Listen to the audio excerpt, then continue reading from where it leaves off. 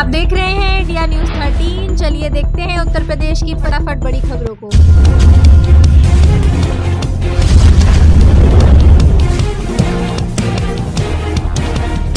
लखनऊ से लेकर मथुरा, ठंड से उठेगा कांप, 4 दिन बाद गिरेगा पारा। जाने आईएमडी का लेटेस्ट अपडेट। यूपी में कड़ाके की ठंड पड़नी शुरू हो गई है। मौसम विभाग के मुताबिक 4 दिन बाद पारा गिरने की भी उम्मीद है। कहा जा रहा है कि इस बार ठंड सारे रिकॉर्ड तोड़ देगी। वहीं प्रदेश में दिसंबर जैसी ठंड नवंबर में देखने को मिल रही है। इसी महीने में अभी शीतलहर और कोहरे के कहर भी देखने को मिलेगा। नवंबर महीने के आखिरी सप्ताह में अधिकतम और न्यूनतम दोनों ही तापमान में गिरावट आएगी। भारतीय मौसम विभाग यानी आईएमडी ने इसकी संभावना जताई है। पंचायत चुनाव अपने समय पर होंगे, योगी सरकार के मंत्री का बयान। मदरसों की लिस्ट को लेकर भी कही क्लियर कट बात।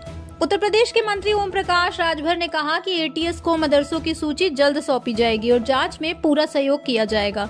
उन्होंने कांग्रेस पर हमला बोलते हुए कहा कि उनका जनता से विश्वास उठ गया है। राजभर ने यह भी कहा कि प्रदेश में पंचायत चुनाव समय पर होंगे और इसके लिए पिछड़ा वर्ग आयोग का गठन किया जाएगा। विश्व शौचालय दिवस पर उन्होंने स्वच्छता के प्रति संकल्प दोहराया। यूपी में किसानों को साथ कर चुनाव में वोटों का बीज बोने की तैयारी में योगी सरकार। योजनाएं जान लीजिए।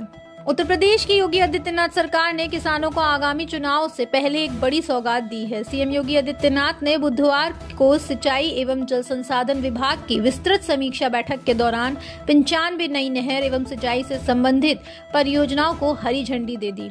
सरकार का दावा है कि इन परियोजनाओं से प्रदेश के कृषि क्षेत्र को नई मजबूती मिलेगी, सिंचाई व्यवस्था अधिक प्रभावी होगी और किसानों को निर्धारित समय पर पानी उपलब्ध हो सकेगा।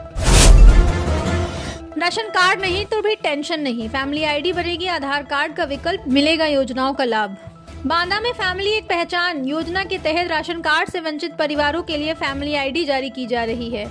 62,314 के लक्ष्य में से 52,654 आईडी बन चुकी हैं। यह आईडी राशन कार्ड और आधार कार्ड के विकल्प के रूप में काम करेगी, जिससे सरकारी योजनाओं का लाभ मिलेगा और पहचान सत्यापित हो सकेगी। बिहार चुनाव के रिजल्ट के बाद दोहरी रणनीति पर काम करने में जुटी सपा। अखिलेश की पार्टी के अंदर क्या चल रहा है? समाजवादी पार्टी 2027 के उत्तर प्रदेश विधानसभा चुनाव के लिए दोहरी रणनीति पर काम कर रही है। पार्टी 2024 के लोकसभा चुनाव में मिली बढ़त को आगे बढ़ाना चाहती है। इसके लिए मतदाता सूचियों के पुनरीक्षण पर जोर दिया जा रहा है और बूथ स्तर पर कार्यकर्ताओं को जिम्मेदारी सौंपी गई है। सपा प्रमुख अखिलेश यादव पीडीए के नारे को आगे बढ़ा रहे हैं और भाजपा पर छल से चुनाव जीतने का आरोप लगा रहे हैं। किसानों को मिलेगी सिंचाई की बेहतर सुविधा, नहरों के सुधार की 95 नई परियोजनाओं को मंजूरी। मुख्यमंत्री योगी आदित्यनाथ ने राज्य में सिंचाई व जल संसाधन सुविधा को और बेहतर बनाने के लिए 95 नई परियोजनाओं को स्वीकृति प्रदान की है। 39,453.39 लाख रुपए की लागत वाली इन परियोजनाओं के पूर्ण होने पर 36,000 हेक्टेयर भूमि में सिंचाई क्षमता पुनर्स्थापित होगी, जिससे लगभग 9 लाख किसानों और ग्रामीण आबादी को सीधा लाभ मिलेगा। साथ ही 273 हेक्टेयर राजकीय भूमि को संरक्षित किया जा सकेगा। अंग्रेजों के जमाने के स्कूल हैं ये, जर्जर हो गए तो क्या, कायाकल्प होगा और चमकेंगे कुछ इस तरह। मेरठ जिले के 1068 प्राथमिक और उच्च प्राथमिक विद्यालयों में से 131 जर्जर स्कूलों की सूची तैयार की गई है। इन जर्जर भवनों को नीलाम करके ध्वस्त किया जाएगा और फिर इनका नवीनीकरण किया जाएगा। छात्रों की पढ़ाई के लिए वैकल्पिक व्यवस्था की जाएगी। अंग्रेजी शासनकाल में बने कुछ विद्यालय भी शामिल हैं, जिन्हें तोड़कर नए भवन बनाए जाएंगे। यूपी के इस जिले में बनेगी 1400 मीटर लंबी सड़क, गन्ना किसानों को होगा बड़ा फायदा।